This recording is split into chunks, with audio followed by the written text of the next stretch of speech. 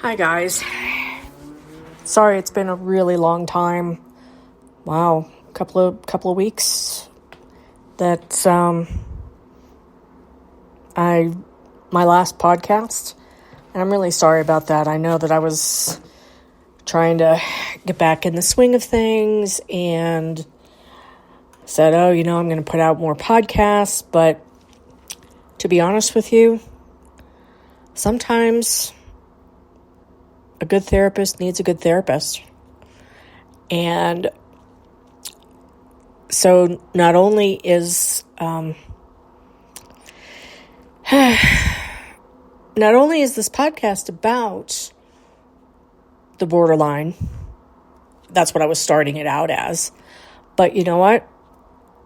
I also should include what happens to me along the way with my, personality disorder and depression. Because like I said, I have depression along with the personality disorder. And it sneaks up on you. And I'm learning that when you're a mental health provider,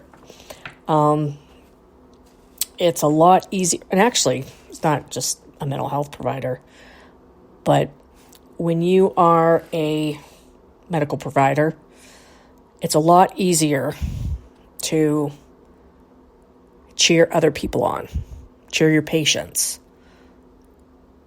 than cheer yourself on.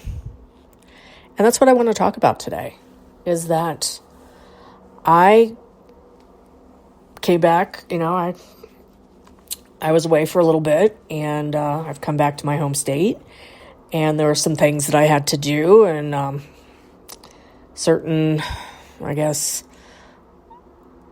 there were things that I was looking forward to.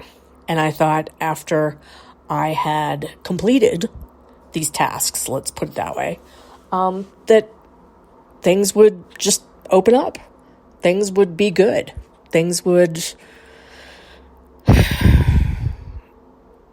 I thought, that's what I get for thinking. So let me back up.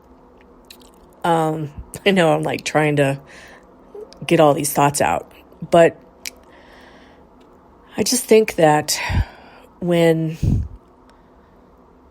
a medical provider, especially a mental health provider, can just strip away the armor and just be able to talk to people who are patients themselves or other mental health providers, that we have the same issues that our patients have, basically. We suffer from depression. We suffer from anxiety. Providers that have personality disorders, sometimes they get the best of us. And that is why I'm titling this podcast is Every Good Provider Needs a Good Provider. Every good therapist needs a good therapist. And it's true. I thought, like I said, after I completed some tasks that I was supposed to do, that, the seas would part, angels would sing, I would kind of go on to the next level.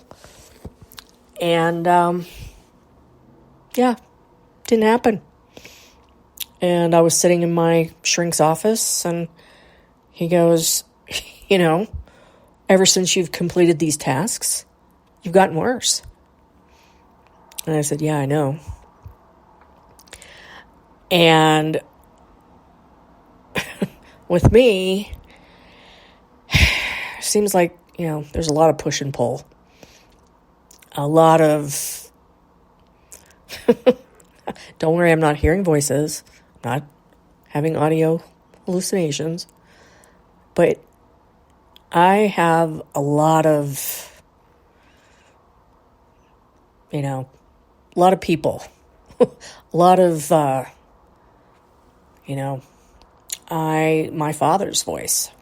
I've got yammering in the back of my mind, just waiting for me to do something that he would be like, are you just not really hammer me about, but make me feel bad.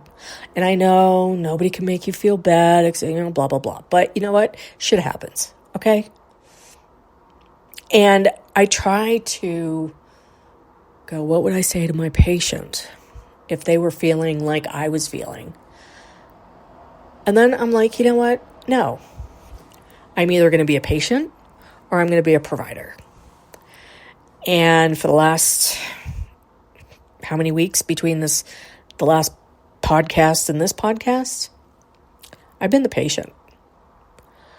I have been locked in my head, and I've been working with my therapist to try and break out of it.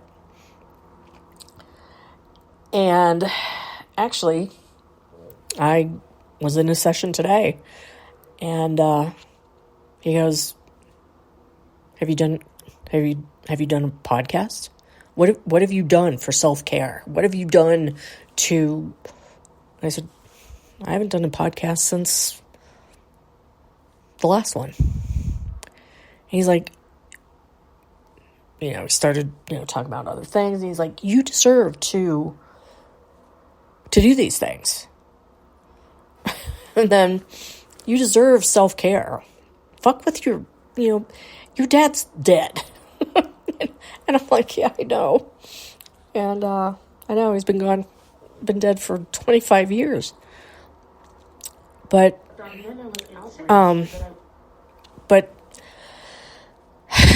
it's not that easy. But you know what he said? He's like, "You're making this wicked complicated." And what I was hearing exactly what he was saying. He's like, it's a lot more simple than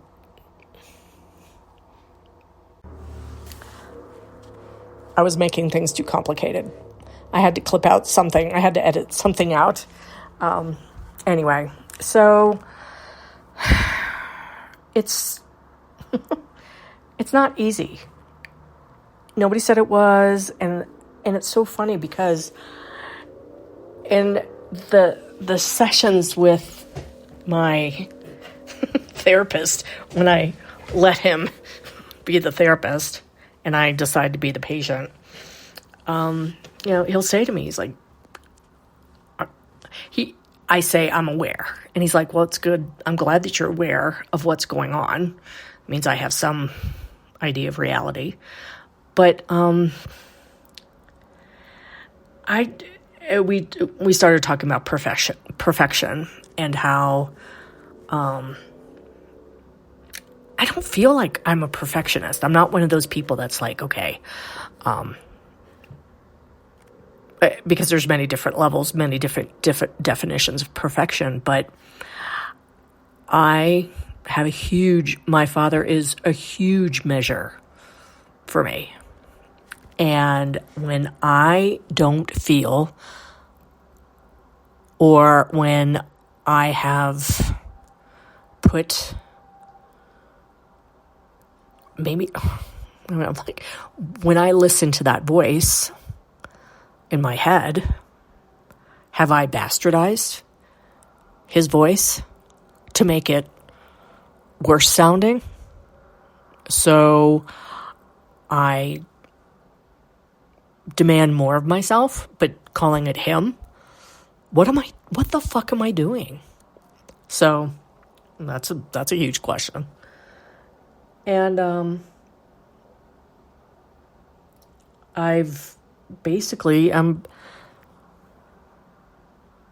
guess I have to really put this into perspective, or else I am going to spiral out of control. Or I'll just spiral down, and I will paralyze myself even more, because right now I feel like if I can't perform to the level in which I think I should be doing, then I can't do anything else. Self-care goes out the window.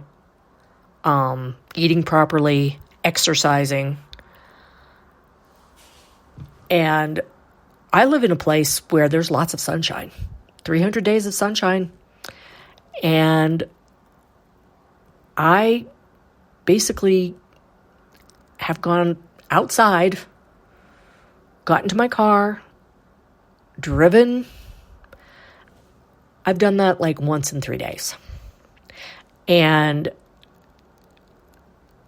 people are like, oh my gosh, what's going on with you? So I guess it's good to talk to people who are there, like you guys, like a podcast. And then I can listen to it and go, wow, this perfection type thinking, it needs to be corrected. I was about to say, oh, it needs to be stopped. It has to be stopped. It blah, blah, blah. I just have to fucking chill. Embrace the suck, which is to me a bastardized version of,